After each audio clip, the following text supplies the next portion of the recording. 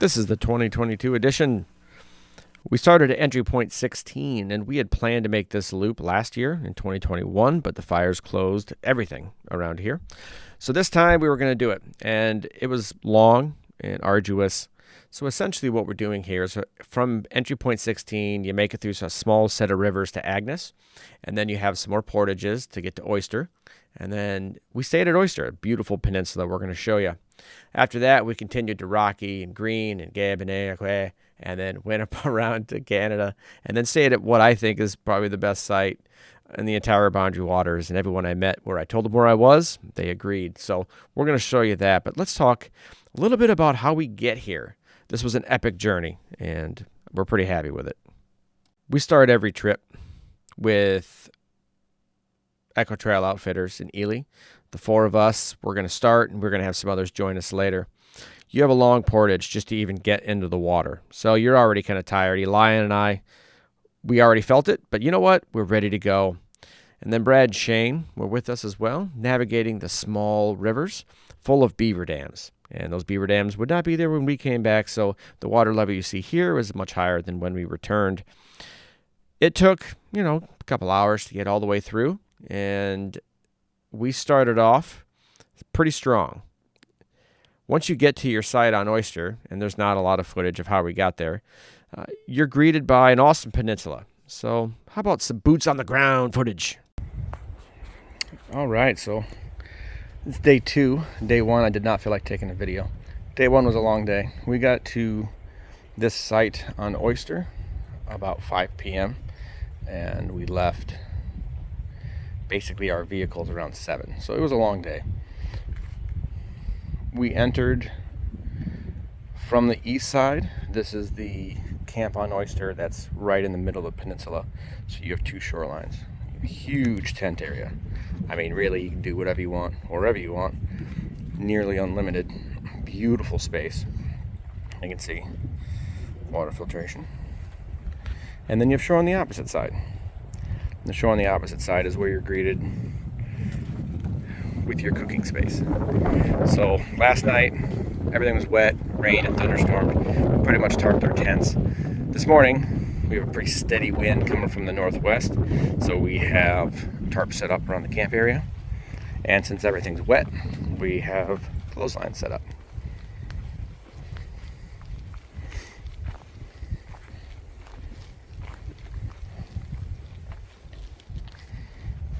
Drying our stuff out.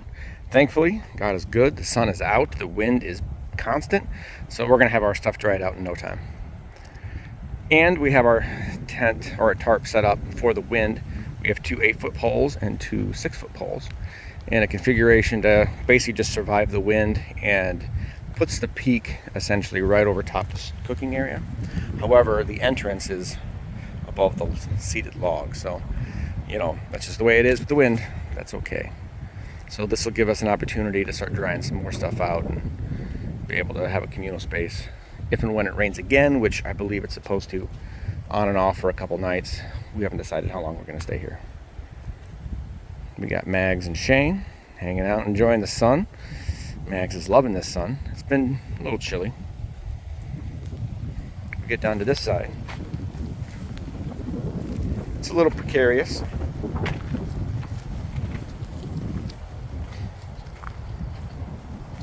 But it's beautiful.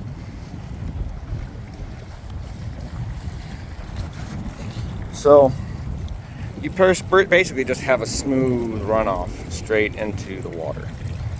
But if you did need to land, you could land here. The rock just kind of continues out, and then you'd at least be able to step on this rock and kind of hike your gear out. I assume this is the way we're going, because we're going to head that way up to Rocky, and then French Lake, and then essentially just try to hit LacLaCroix from this side. Probably have some wind noise. I apologize for that. It is what it is. Maybe I overdub. But sun's out. It's beautiful. There were a lot of amazing aspects about this campsite. It was peaceful. And while you did have the downside of wind from both the west and the east, when there wasn't any, man, you just had this beautiful calm that came across the lake. We had several mornings where we could just kind of relax and enjoy the views. These are all looking out west. And the west did happen to be the better, more calm side for us during our stay. Obviously, your results will be different. We had plenty of windy days, though, as you can see by our clotheslines, which one benefit of having a lot of wind is that you get to dry stuff out. And if you've watched any of my other videos, you've noticed that there have been some days we've been pretty wet. So asking for wind, praying for wind, God delivers that when you need it. And in this case, we needed it. So we had excellent exposure, plenty of sun to basically charge solar panels both from the east in the morning and from the west in the afternoon. You're looking basically northwest at that point. The campsites, the pads were plentiful. There was plenty of places. This whole area was perfectly flat. Not a lot of rock issues, not a lot of root issues. Plenty of areas where you could comfortably set up your tents. Now, Elian and I decided, because of all the wind, that we would set ours up essentially to protect ourselves from wind. That changed daily. A hammock was basically impervious to all of that wind.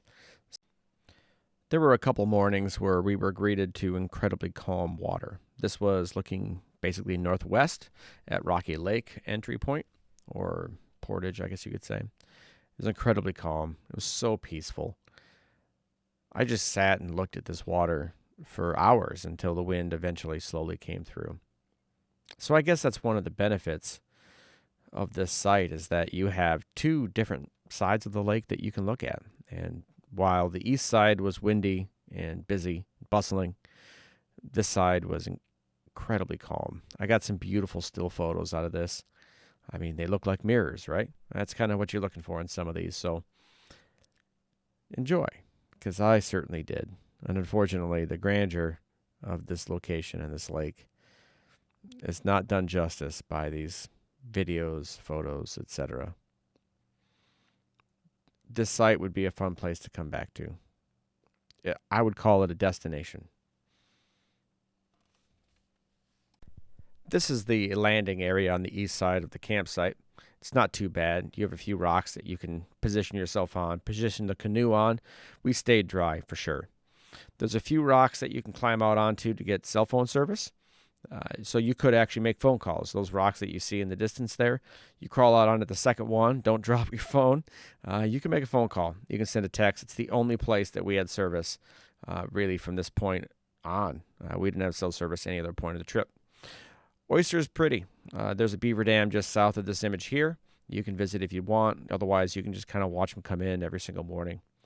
Overall, it was a pretty peaceful lake, although we didn't spend a lot of time on the east side.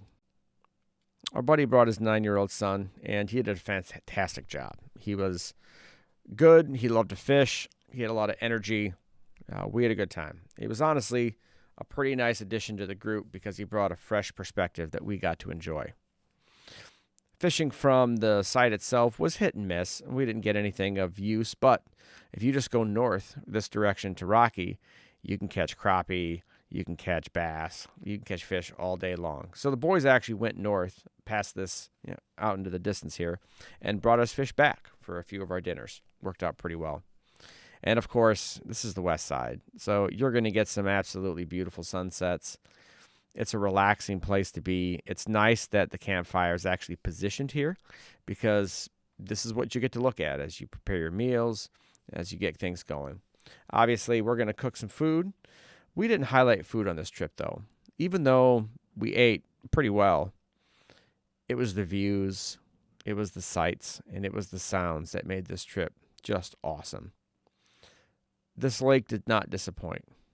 And we would say that this is one of the best sites, or one of the best campsites we'd been to, until, of course, we found the best site. But for now, enjoy some of these images and understand you got to make it. You just got to get here. It's worth the effort. The series of poles that we ended up using to essentially make to camp worked out really well, but we did have to change them every single day based on the wind direction. So here yet again, we have a different orientation, and the poles actually worked really well for that purpose. Every day we could make changes. We'd make changes to how our tarps were for our tents, how we were positioning everything. So while the wind helped dry stuff out, obviously it was something we needed to do constantly. We still used our gravity filter system to handle water. We had campsite washing that we could, take that out into the middle of the woods. We followed all the rules, obviously, but this site made that easy. It was enjoyable. It was spacious. It was private. We were kind of just having a good time. We got to roast marshmallows. We had s'mores, of course. That was an excellent treat. And why not have a dog? She was awesome. Had a good time. Father and son, obviously, excellent trip. This site we would come back to. But the problem is, while the fishing is really good and rocky, it wasn't good where we were at here. We didn't have the time to paddle across Oyster entirely, trying to figure out what we wanted to see. We just kind of passed through it. So I imagine some of you use Oyster as a destination. And based on the time we spend here, I get that. This could just simply be your destination. We could get here in a day, and you can get out in a day. What more can you ask for a beautiful site like this? Now, one of my favorite aspects of this trip was playing around with exposure settings. Now, all my photos, all my videos, they're taken on my cell phones. Everything you see is on a Samsung Galaxy phone. And this is the S22 Ultra that was taken on this trip. So what I figured out is if I did longer exposure times, 10, 15 seconds, and I positioned it up at the sky by setting it up on a log or a rock or something, I could get these kinds of photos. I could actually photograph the solar system. It was awesome. So what I did figure out after the first day was that you have to point the phone at the sky when you start the timer, because obviously you can't hold the phone for 10 seconds still. So you set a timer, you'd point it at the sky, you'd hit the button to start taking the photo, and then quickly position it on the ground, on the rock, on the log. And then you'd wait. And then you would take a look and see the result and then make adjustments from there. It was totally worth the effort. We were doing this from about 10 p.m. till about 2 a.m. Now, one of our friends, Daniel, had an app on his phone that actually showed us all the solar systems, which was kind of cool to get to see. So we were trying to get M34 in the Andromeda Galaxy, and that's essentially the photos you see here. Then we were playing around a little bit with zoom, and boom, there you go. There's a solar system for you, a nice bright little spot. We were pretty excited that we had the opportunity to take that photo. That was cool. And then we come back over to the west side, and you got a little bit of the northern lights glow, and we noticed we can see the stars in the reflection in the lake. So this is us trying to get the Big Dipper in there, and just absolutely awesome. This is my phone background now. Then we realized that what if we positioned ourselves in the foreground and flashed us with a flashlight for a short amount of time? So that way we would properly expose us for a second, a half a second, in order to get these photos. It was a lot of fun. It was awesome. All right, so we are right there. We started off the day on Oyster, went through Rocky, went through Green, went to here. So, yeah, that's what it's called. This wasn't a lot of fun. It actually has a 100-foot elevation from entry to peak and then back down again. And it is gradual and then steep. We're here. We're going to go up here and out here and then make our way back down to Agnes eventually. So let's talk about this site. We chose it because it had a 4-star ranking on average.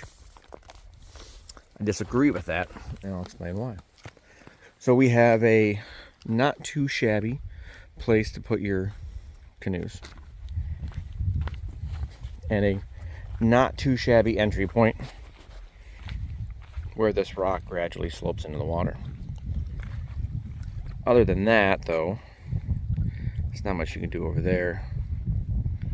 And while you are greeted with a beautiful eastern view of this lake, the rest of the rocky faces are fairly unnavigable and steep. But obviously you can walk on them. That's looking south-ish. Now, one nice thing about this site is that you get a block from any south winds and 100% of any northwest winds and west winds. So north, northwest is probably a pretty decent place to be. Anything from the east or northeast you're going to get. So your enjoyment area is located up here.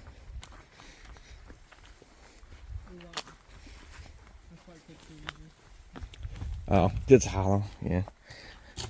There's a fire grate that's been very, very much damaged and broken. Previous people here left a lot of trash. It is August 4th, so if you were here on August 3rd, you're a dick. We have a one-man tent with a low-lying tarp. We have a multi-person tent on a fairly steep angle. We have a hammock, which would be pretty easy to place, really. And then we have another tent tucked back here. It's pretty. Like, you have a rock. So you got a big rock. That's cool. The train's back there. It's actually a nice pathway. And, you know, you have some flat areas that, I don't know, you could walk through like I'm doing, but you can't use them. Decent number of downed trees. A nice little padded area there, but again, not much to do except get bit by mosquitoes. So I'm not quite sure what the 4-star ranking is really trying to accomplish. It's not, clearly not. There are no great places to lay tents. Obviously, this isn't a place where tents are being laid either. All of this is on a hill. The site we just came from, that was ranked 4-star. I'd give that one 5. That was pretty awesome. Few things about it, not great, and mostly wind you get from basically every direction. But that's true with any great site on a point or an island. So yeah, that's pretty much all this site has to offer. We actually had a pretty long morning of travel. Eventually we made it to the US-Canada border, and we were looking for some pictographs that were labeled on the maps. Saw a few small things, but nothing to write home about. Not anything like what we saw in Lower Basswood Falls. This is not Canada, in case you were curious, and that's not Canada either. Instead, we found respite from the wind on a kind of rock that was between some sites, and then made it around to a site that we could get into. A storm was impending, it was coming in, and the wind was brutal, so we just wanted to find a place to rest. So we found a site that was ranked high on the reviews, but we disagree. Okay, so this is one of 2 campsites on this island, as you can see here. One of the things that makes this site bad is that the whole thing's at a 15-degree angle. 10 to 15 degrees everywhere you go. The fire grate area is not flat, it's at a slight angle. There's poison ivy all around the fire grate area. There are 2 entry points. That one is into some pretty precarious rocks. That one's protected. It's not too shabby. We're just getting ready to leave. We got everything picked up. You got a couple trees for hammocks. So if you're a hammock sleeper, then the unlevel ground's probably not a big deal. If you're a tent sleeper, well, just point your head up, I guess, and enjoy sliding down. So there's several tent pads areas. There's an area there. There's an area back here that I slept in. There's an area back here that another guy slept on. And this is the path back to the latrine. The latrine is back up there. On the plus side, it is brand new. So I think we were the first people to use it, which is interesting. The site must get little use as a result. There's a lot of young growth birch that's naturally peeling. So you don't have to damage a tree. You can just pick some stuff off the ground if you want a little bit of fire starter. Fishing is fantastic right off of the point here. Just kind of the natural way that, depending on the wind, water's flowing in or out. But we had some pretty strong winds yesterday. We caught a lot of, we caught fish on like 30% of the casts, so it was pretty good. And there's a nice little cove back there. I'll show you what that looks like in a little bit. Overall, 1.5 stars for this site. I mean, there's no... While this isn't a part of the campsite, one of the redeeming qualities is the fishing opportunities here at this site, just a little ways down into this little cove. So there's the mouth that's looking basically east-ish to LacLaCroix in Canada. And lost for a stone, I found a red one. Oh, that's cool. And then as you come around, there's this small little grassy cove, and we had luck just casting out in front of the portage. We got 2 bass and a northern that made a delicious fried fish dinner. So then we made it to Tiger Bay, and there's an island in Tiger Bay. This island is awesome. It was by far the best campsite that I've ever seen, and not even close. It is better by every single possible metric. There's no competition. And those that I ran into agreed with me. This is probably the best site in the Boundary Waters. You're looking at a private cove with your own little beach. You have a peninsula that sticks out with more than 270 degrees of view. You can relax on your beach. Now, it's not sand, but it's a nice fine gravel. And it is certainly worth relaxing on. You position yourself at the right time of day, you got plenty of sun. This island had a lot of surprises. This was available just by a short little walk, but it was isolated and fairly private away from the rest of the site. A nice place if you even wanted to take a small little bath. Walk right into the water pretty comfortably. What we liked about this island is it felt like a resort. When we would sit out on this rock or come out on the rock to fish, you just felt like the whole world was in front of you. You're looking at Canada now, and most of the views you see off this point are looking towards Canada. This is back towards the U.S. side. So you're viewing down a large distance, long number of miles, all the way up LacLaCroix. You have a couple handy spots for hanging bags and water filtration that are really far away from the campsite. And you're on an island. There were no bears on this island. I know because I walked most of it. The fire grade area is clean. You got lots of nice flat rocks. We had plenty of areas that we could hang out. We set up a tarp just in case we had a sprinkle come in. We had a few. It wasn't too bad. I had a pretty good time. We had some games that we could play. And this was just Elia and I. While we had a larger group at some point in time, there were up to 7 of us, people peeled off early. And Elia and I were the only 2 on this entire campsite, which honestly was a little disappointing. This is a destination site, in my opinion. I would come back to the Boundary Waters and send somebody several days early, or come back myself ahead several days early in a solo canoe, just to wait around like a predator, waiting for the people to vacate this island so I could land on it. It is amazing. It is big enough to handle any size group. You will not be on top of each other. You will have plenty of room. And at night, you are treated to amazing sunsets, just massive skies. There's nothing for so incredibly long. Everything's huge. And this rock just points right out into it. You just set your chairs up on a rock. You're not sinking into the mud. You're not sinking into the sand. It's completely comfortable. You could set a tent up out here if you had any place to actually secure it. It's fascinating. I loved all the views. I loved the colors that we got. As the night would progress, we would just sit out here. And if you had a little bit of a breeze, there were no mosquitoes. Even though this is August and mosquitoes had an opportunity to be thick, out here they weren't. It was just sticking out onto the water, essentially. So any breeze, you could sit out here all night long. The days were beautiful. We actually had a lot of time here. We stayed here for several days with absolutely nothing to do. we just would look at clouds. I can't remember the last time I would look at clouds. Eventually we got bored, played some chess, some checkers. We had a pretty good time. Made some makeshift tables with some rocks, but most of our time was spent in our nice chairs, relaxing, looking out at the water. The mornings were peaceful. Some of the evenings were incredibly peaceful. You had a nice sunrise here, looking east into the cove. Again, calm, beautiful. Every morning you'd come down, you felt like this was a place you could stay. You could just hang out here. You didn't have to leave.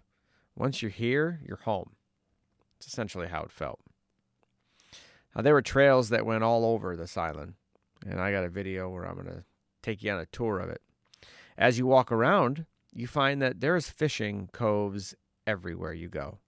All the way around the island, you have opportunities to fish, and you can walk to them if you want. This one, a little bit harder to get to because of the trees. You could easily canoe around to it if you wanted to, but you can fish right off this point, all the way around this campsite. Not only is the fishing good, it's really good. We didn't have to spend a lot of time trying to catch food. So we had a lot of time to enjoy ourselves. Usually you go out and you fish for 6-7 hours trying to get dinner. Not here. Just walk around, toss a pole in, pay attention to wind and waves. Think about what the current's going to do, because this point will play with the water and the waves a little bit.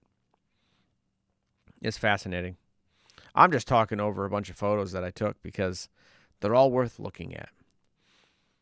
At the end of the day, if you have an opportunity to get to Entry Point 16, I strongly recommend you make this a destination.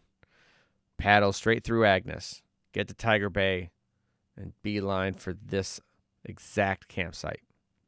And if it's occupied, ask them when they're leaving and stay hopefully long enough on a neighboring site to join them that morning and help get them the hell out of here so that way you can have it all to yourself. You won't regret it. There's absolutely nothing about this site to miss.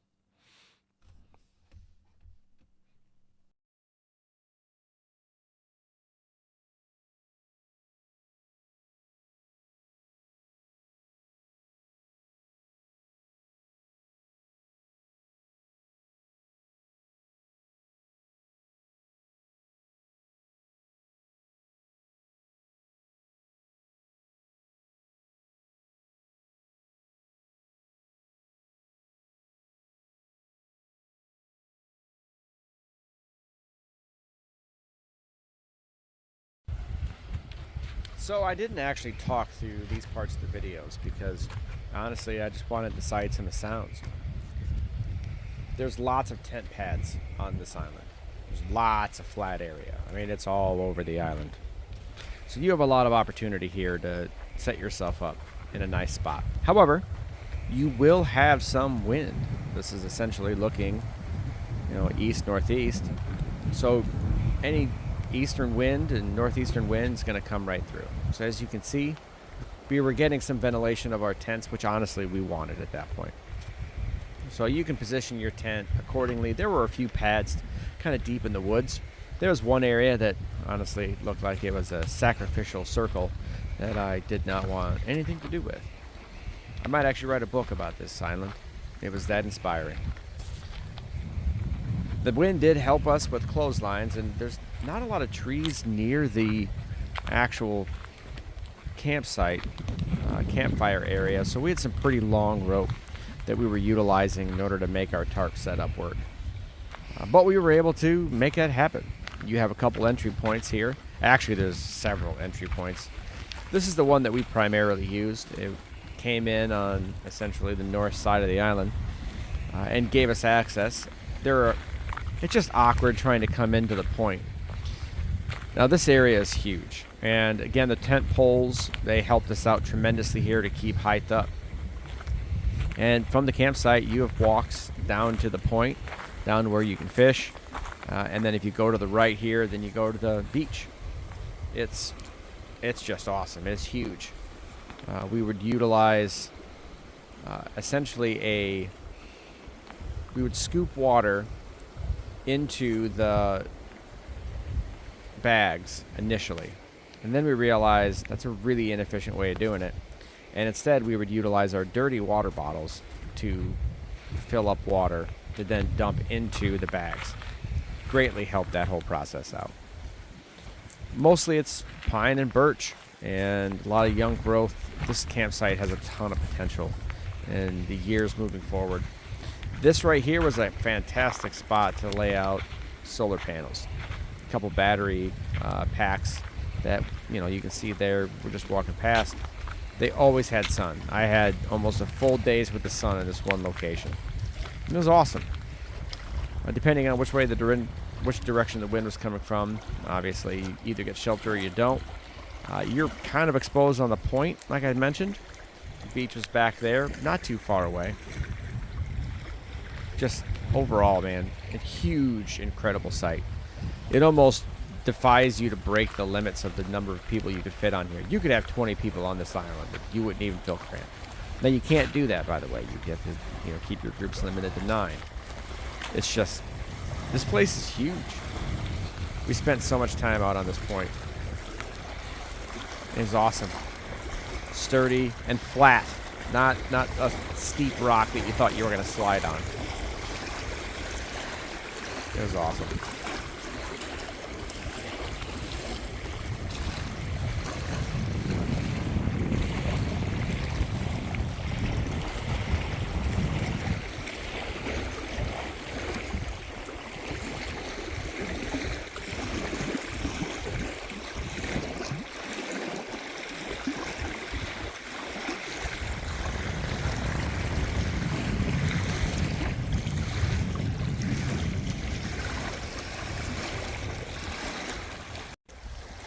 The beach was just a bonus, really. I didn't expect this at all. And we've had sandy beaches, as I've mentioned in the 2021 video, Trout, but this was totally different.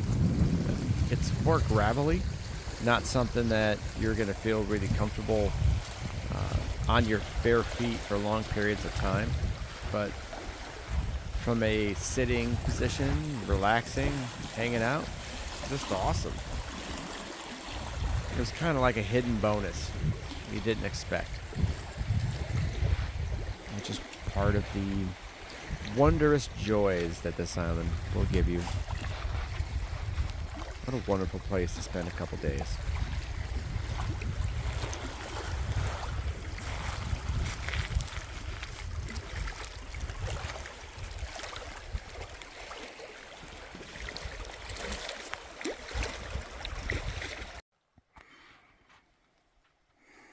Now, if you come to the east point of the island, you're greeted with yet another beautiful thing. You're greeted with an isolated little cove. You'd be better off canoeing here than trying to walk through here with poles. As I carefully step my way down. I mean, that would be fantastic fishing, given the luck we've already had. But the other thing you're greeted to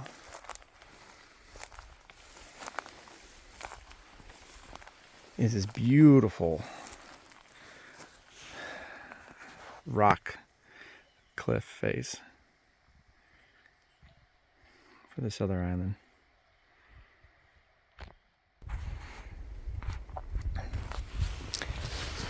The other thing that this island campsite offers is full explorability, I would say, of this island. So we are now on the westernmost or southwesternmost point. It's pretty early in the morning. The sun's coming up right over there.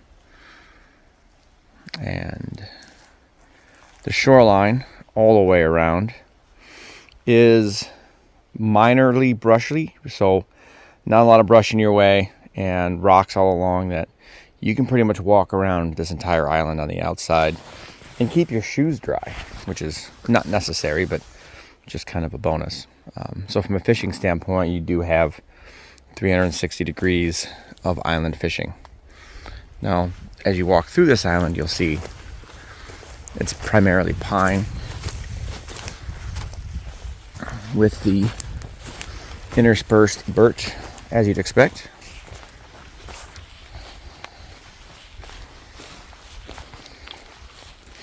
So to that far point, there's of course a bit of a battened down trail.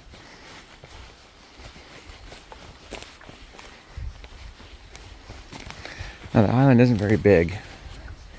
It's only going to take us a minute, essentially, to walk to the other side, but all of this is at your disposal. We can see clearing right over there, so the island's not that wide.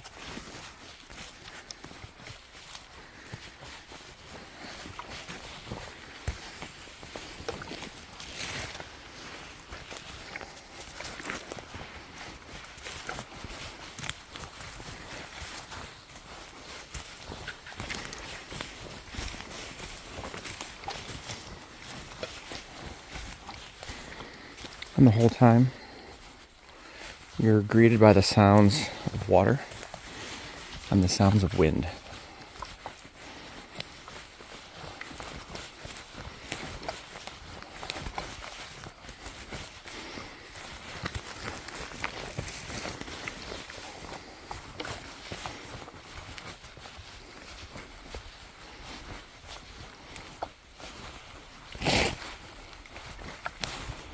While it, of course, looks like I'm walking on the side of a hill, while I technically am,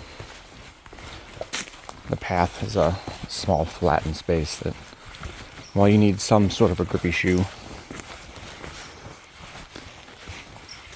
it's actually fairly easy to navigate.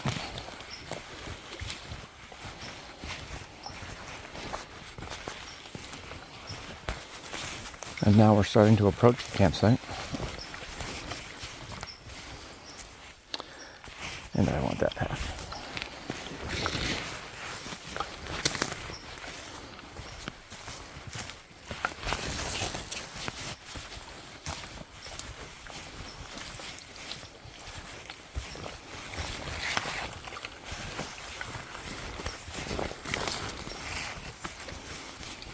Here we can see my fishing stuff that I left when I went down and came up from the shore. So I was able, from the shore,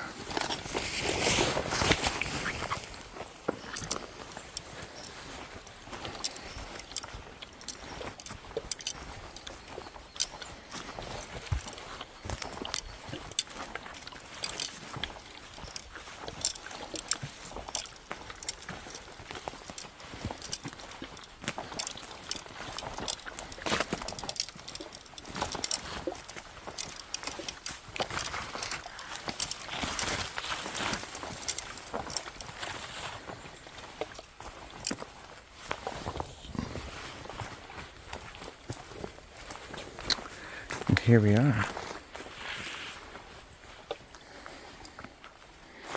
Gradual sloping hillside down there. Good fishing in that cove. Sorry for that quick spin.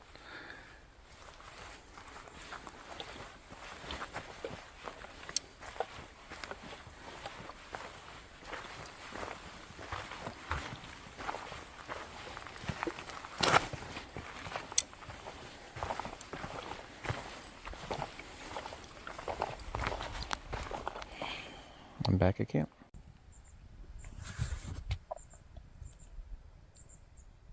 It's not too often you're in a place where the only things you hear are the noises that you yourself make.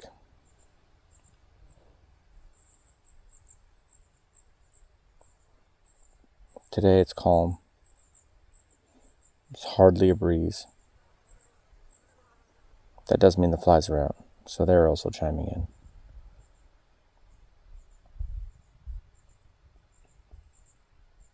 You can hear noises from campsites across the lake. When a motorboat in the distance in Canada runs the boundary, 10 minutes later you get the waves. perfect rhythmic waves that collide with the rocky shoreline and reflect in a beautiful pattern. It actually does a pretty good job of representing how sound behaves. We thought about leaving on day 10, but it was so nice. We just relaxed, and we paid a little bit for that. We had a 15-mile-an-hour headwind, gusts up to 25, pretty much the entire day on the way back. We had white caps across Agnes as we paddled across, and lift the front end of the canoe out of the water and slap it back down. Just fought to keep the thing straight. The beaver dams had been broken, so the water level was greatly reduced on the way back. Things did not look familiar. It was actually kind of tricky getting out of Agnes, because just trying to find the entry point to the river. But we did find it, and exhaustingly we paddled through. But honestly, it was a fantastic trip. We made it. We had a good time. We saw some amazing sights, and we had some levels of relaxation that are just second to none.